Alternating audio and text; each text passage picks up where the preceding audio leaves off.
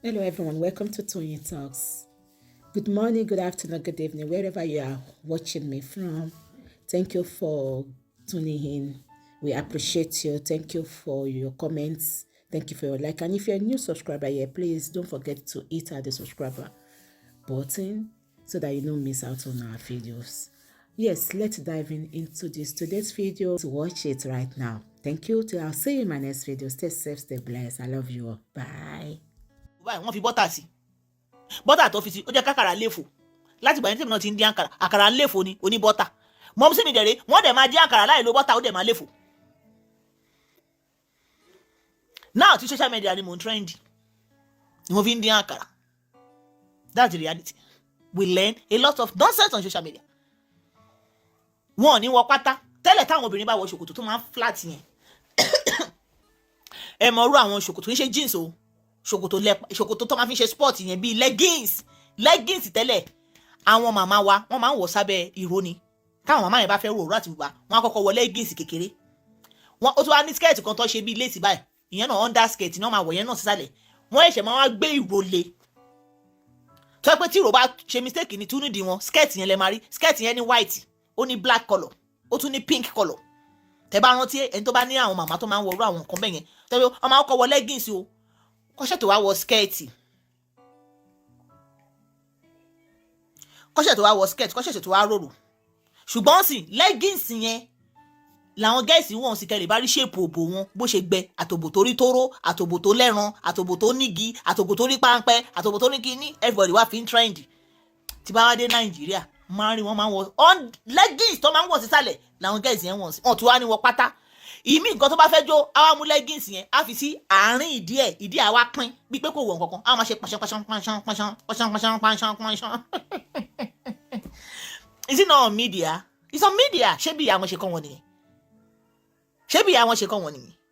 We learn a lot on media. Èyí tó bá wá ní ẹ̀kọ́ lé tó láàánú òbí ẹ̀ lójú ló máa píìkì díẹ̀ pé eléyìí ṣe dá fọmọlúwàbí. Èyí tó bá láàánú ẹ̀ lójú ni o. Tó bá láàánú òbí ẹ̀ lójú pé òun fẹ́ bójú ìyá àwọn àti bàbá òun jẹ́ ṣùgbọ́n tó bá ti sign tí àwọn òbí ò tọ́ pẹ̀ láàánú kó láàánú wọn lójú ló máa bójú ìyá àti bàbá ẹ̀ jẹ́ lórí social media. Irú ẹ̀ ni Wùnmí wà. Wùnmí ò láàánú àwọn òbí ẹ̀ lójú kò dẹ̀ kọ̀ kórúkọ wọn bàjẹ́. Tó bá kọ̀ ni tó bá láàánú àwọn òbí ẹ̀ lójú tó fẹ́ borúkọ àwọn family ẹ̀ jẹ́ àníwá mi ta wáyé. So a lot of people learn on social media. Bí Wùnmí dẹ̀ ṣe dúró pé òun ní ṣe DNA tẹ̀rí tó ní support yẹn lẹ́sẹ̀ máa rí àwọn ọmọ náà lọ́jọ́ iwájú náà tó máa sọ fún yín pé àwọn oníṣe DNA tẹ́ bá fẹ́ lọ kú kẹ́ lọ kú because Wùnmí ó ti legalize ẹ̀ and nobody condemn it. Ó ti legalize ẹ̀ pé òun oníṣe kò dẹ̀ ní ṣe nìyẹn the more ó ti ń trend lọ nìyẹn. Ọ̀rọ̀ ìṣẹ́lẹ̀ nǹkan tí Wùnmí rọra ṣe yẹn tí ẹ̀yin wò pé nǹkan kékeré pé kò ní ṣe DNA ó sọ pé òun oníṣe náà nìyẹn tí àwọn èèyàn kan dẹ̀ support ẹ̀ ó máa trend lọ nìyẹn tí obìnrin kankan ní ṣe DNA tó bá yá bẹ́ẹ̀ mo sọ fún yín. You don't know anything. Tó bá pè kan ní ègún ìdílé èèyàn kan ló máa kọ́ ń bẹ̀rẹ̀ kó tó legalize kó tó di ogun láàrin gbogbo ìdílé yẹn. Bobrisky ló kọ́kọ́ bẹ̀rẹ̀ kí ló orúkọ ẹ̀ Dérelé Ẹ̀dùn ló kọ́kọ́ bẹ̀rẹ̀ cross dressing from there Bobrisky gbé òun gbégbá another dimension. Now after ti Bobrisky gbé ó bí James Brown ó bí Bobrisky Korodu ó bí àwọn wèrè kan àwọn Mummy of Lagos gbogbo wọn bẹ̀rẹ̀ sí ní ṣe tiwọn ní different dimension ó ti wà legalize. The same thing now èèyàn kan ló kọ́kọ́ bẹ̀rẹ̀ máa wọ bra ṣé àwọn ìyá wa wọn bí wọn dákọ́ àwọn bra ẹ máa wọn bra tó máa ń kó ọyàn débà lọ máa ń wọ̀ because wọ́n believe pé ìtìjú ni kó ọyàn obìnrin dàdé wọ́n máa sọ pé the hero are falling ṣùgbọ́n sìn ẹwà làwọn ọmọge fi ń ṣe àtọyàn tó ti sùn àtọyàn tó ti dúró àtọyàn tó ti yàmà wọn wà ní wọ bra wọn wá wọ singlet orí ọyàn wọn àtakó tó báyìí pẹ̀lú ẹ̀ náà pàpàpàpà ni wọn rọ́kùnrin gbé. So people are learning a lot on social media. Tí mi bá ti ṣiṣẹ́ tí mi ò lọ sí studio ẹ máa rí mi èmi àtàwọn ọmọ mi ni à ń sọra wa mọ́ọ̀dì káàkiri ni. Mo dé kò sí ọ̀rọ̀ náà bó ṣe lè gbáyìí tó tí wọ́n lè bá mi sọ. Wọ́n lè wá sọ kí wọ́n máa yọ àwọn nǹkan tí ò da kúrò nínú ẹ̀ kí máa yọ kúrò nínú ẹ̀ bọ́ mi ò ní ṣọ́ọ̀tì wọn pé kọ́ bá sọ àwọn nǹkan tó wà nínú wọn. Ìgbé Bobrisky influence àwọn ọmọ yín ẹ̀yin gangan ni kẹ́ wo ra yín kẹ́ wo training ẹ wo bẹ ọ̀pọ̀lọpọ̀ yín ọmọ mi ló analyze mi lánàá ọ̀pọ̀lọpọ̀ yín òbí àwọn ọmọ yín ò mọ̀ yín wọn ò lè mọ orin tẹ́lẹ̀ rìn. àǹtí Yínká ẹ wò gbogbo ọmọ kọ́ ló máa dàbí ọmọ yín ẹ̀yin tẹ́ ẹ rọ́ ọmọ wò táwọn ọmọ yín analyze yín ni ẹ kéra yín kú oríire ipe ti ẹ̀kọ́ àwọn ọmọ wọn lè analyze yín ṣá ọ̀pọ̀lọpọ̀ àwọn ọmọ tó ti bójú àwọn òbí wọn jẹ́ lórí social media yìí. Irú ọmọ kan mi mọ̀ bóyá fídíò ẹ̀ wà mí bẹ̀jẹ̀ wá fídíò ẹ̀ fún yín. Ó sọ̀dínú pàpàpàpà ni. Ó ṣe ló bẹ̀rẹ̀ sí ní sọ̀dínú pàpàpàpà lórí social media. Mo ń bọ̀ ẹ jẹ́ n fi wọ̀nyí. Mo ń bọ̀ mo fẹ́ wọ ọmọ yẹn. Ó bó ẹrí tó ró báyìí. Ó yẹ kí n gbé ilé wa ni o. Ok ẹ jẹ́ n gbé ilé wa. Mo ń bọ̀.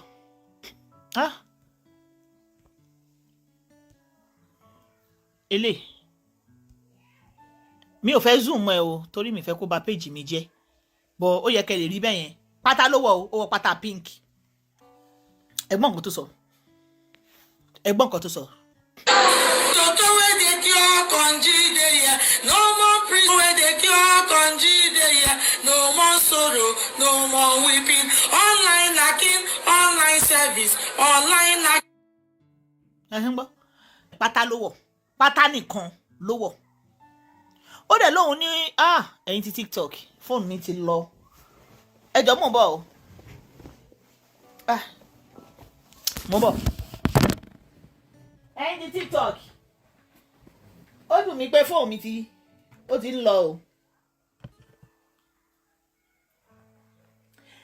Mo ti bá yín fi síná kì í fi ṣe tán ẹ̀yin ti TikTok. Ẹ̀yin lè má rojú mi mọ́. Àwọn ti Facebook ṣì láǹfààní àti rojú mi.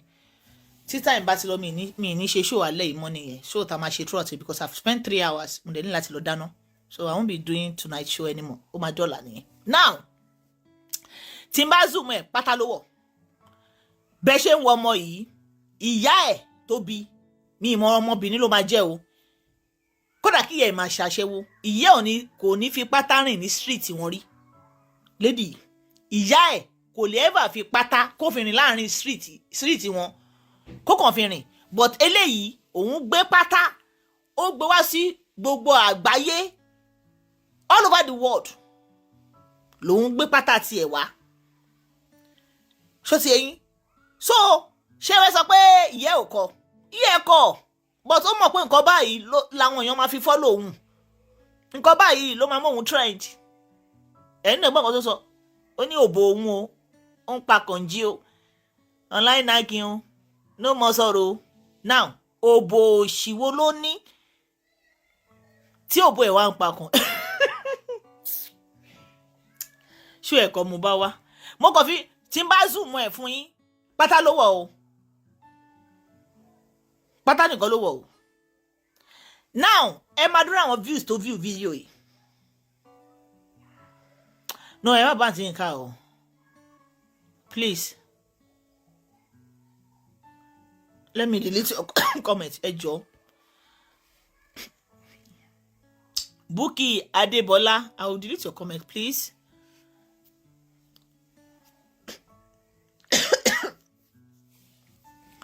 Ṣọ́rọ̀ mi yé yín. Ṣẹ́rí lady yẹn. Ó bojú ìyá ẹ̀ jẹ́ àtọ́jú bàbá ẹ̀ jẹ́.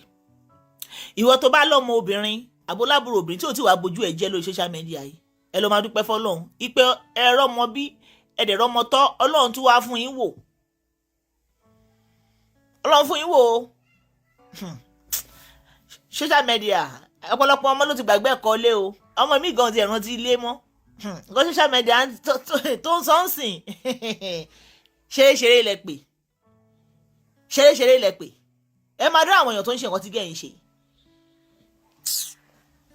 Ẹ̀yin ọ̀rẹ́ àwọn tó máa ń ṣe skit tó máa lọ interview àwọn èèyàn pé kó bèrè ló ti dórí. Tó máa sọ pé òun dókó ọkọ ọ̀rẹ́ òun dókó ọkọ àǹtí òun kan tó máa ń interview wọn tó lè máa ń gbójú wọn síta live and direct. Nǹkan tí Yorùbá máa ń sọ pé ọ̀rọ̀ nílé wọn kì í sọ síta.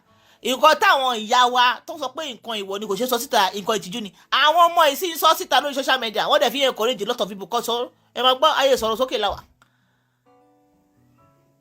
Àmì bàtẹ́ lè sọ pé tó òun kọ́ ẹ̀ ó kí ọkàn jí. Ọkùnrin tó bá mọ̀ pé òun ní kànjí ló máa lọ bá. Nígbà tẹ́mi ò lọ́mọ tó ní kànjí mi ìdẹ́ lọ́kọ tó ní kànjí. Tí bá sílé tẹ bá jí ọmọ mi lójú oorun ọmọ bíi tí mo wà. Ẹ̀yin ẹ̀rọ ọmọ tọ́ ni. Ọmọ bíi tí mo wà. Torí wípé mo máa sọ fún wọn as a matter of fact ọmọ mi obìnrin especially tí bá ń jáde ó láti sọ fún mi pé mom Ọlọ́run aṣọ yín lọ ṣọ́ yín bọ̀ Ọlọ́run aṣọ yín lọ ṣọ́ yín bọ̀ ó àdúrà yẹn tí ó bá wà létí mi bá gba àdúrà yẹn tí bá dọ́nà máa padà. Àǹtí Yínká wàhálà ẹ̀ lọ́ọ̀kì lẹ́ni ni. Excuse me. Oh my God. Àǹtí Yínká, ẹni lọ́ọ̀kì ni.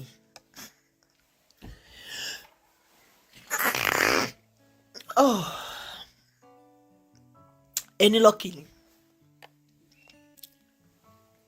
Ipa àwọn ọmọ yín ò bójú yín jẹ́. Ẹni lọ́ọ̀kì ni. Àwọn ọmọ yín wọn ò bójú yín jẹ́. Ẹni lọ́ọ̀kì. Wọ́n dẹ̀ rí yín as role model ni ò jẹ́ kó bójú yín jẹ́. Ká ní àwọn ọmọ yóò rí role model lára yín ní Àǹtí Yínká. Àwọn olórí burúkú àwọn ọmọ òfò eléyìí tán wá role model kiri lórí social media yìí. Wọ́n á ti lọ role model wọn wájú. Torí ẹ̀ ló dáa kí òbí jẹ́ role model fọmọ ẹ̀. Gbàtẹ́ nìkan béèrè lọ́wọ́ mi jọkọ̀ pé who is your role model? I tell the person it's my mom. Because mo ti rí ẹnì kankan tó ṣe role model fún mi lórí social media yìí apart from my mom. Ẹ̀kọ́ ta dẹ̀ rí lára ìyá wa làwọn náà sì ń gbé káàkiri. Kálá àti rẹ́lòmí tó jẹ́ role model fún wa ni àmàtílẹ̀ látara wọn. My mom is my role model. Àwọn ọmọ yín rí yín gẹ́gẹ́ bí role model ọlọ́ṣẹ́ ń tẹ̀lé ọ̀rọ̀ tẹ̀tẹ̀. Àǹtí Yínká Ọlọ́run ẹ kíra ẹ congratulation ó yẹ ká Àǹtí Yínká ṣe give away fún wa o. For being the luckiest woman in the world ní 2024 táwọn ọmọ yín ò bójú yín jẹ́. Àǹtí Yínká ó yẹ ká ṣe give away fún wa o. Ọlọ́run ó yẹ ká ṣe give away. Ní pé mi ò ti miss àdúrà yẹn. Ẹ̀yin ní kẹ́ tọ́mọ yín, ẹ̀yin ní kẹ́ sọ ọmọ yín mọ́dì. Ẹ̀yin máa fẹ́ má máa push ẹ̀ lórí ẹlòmíì tó ń lọ live láì rẹ̀ pé ó influence àwọn ọmọ yín. Kí lẹ̀yin ṣe tẹ́yin ò lè bá àwọn ọmọ yín sọ̀rọ̀? Àǹtí Yínká. No. Please don't type anything here. Ẹ má type anything bí báyìí. Please. Mi ìfàyè gba anybody kó sọ̀rọ̀ sí Àǹtí Yínká o. She's my big sis o. Táwọn bá fún mi láyè kí n gbé fídíò wọn. À ń lè gbé o. Ṣé rí nǹkan náà tí Yínká ń ṣe tàbí ọmọ ló ń ṣe ẹ mọ̀ ó dàbí ọmọ ẹni ò ní burú títí ká lè fẹ́ kùn pa wọ́n pìtì ẹ̀ ni. Bobrisky tẹ̀lé ẹ̀rín yẹn mi ò bó sì níyà bàbá ẹ̀ dẹ̀ ti kú. Wọ́n pìtì ẹ̀ ni tàbí ọmọ ló ṣe. Wọ́n dẹ̀ mọ̀ pé àjùlọ ló fi hàn Bobrisky. Because àwọn tó pa Mohbad gan ṣì rìn freely. Àwọn tó pa Mohbad gan wọn ìtìtì wọn mọ́lé kọ́ dájọ́ wọn. I swear. Mama B food ẹ lẹ́ o. Àbí ìṣẹ̀tẹ̀ rí yín ẹ má bínú. Sorry Mama B food. Mo charge fún mi ni. Ẹ wo.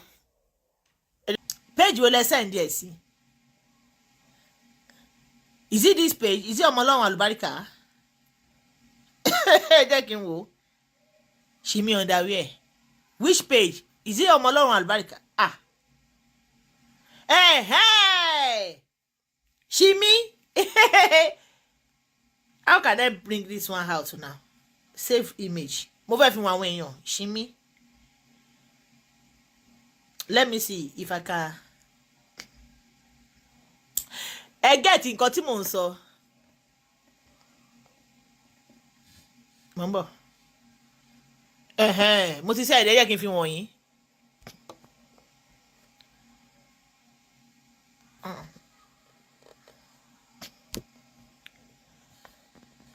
Òun rèé. Ṣìmí ẹ̀ lélẹ̀. Can you see? Ṣé ti rí Ṣìmí ẹ̀ lọ́dún náà lọ́hùn?